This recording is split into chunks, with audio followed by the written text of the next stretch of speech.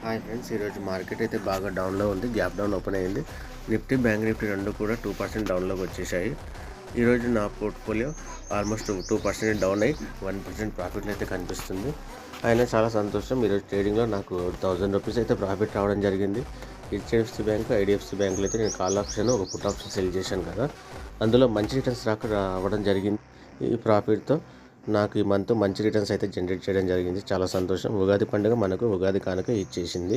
ఇక్కడ ఐడిఎఫ్సి బ్యాంక్లో అయితే మనకు 500 రూపీస్, తర్వాత హెచ్డిఎఫ్సి బ్యాంక్లో 550 రూపీస్, టోటల్గా మంచి రిటర్న్స్ అయితే రావడం జరిగింది.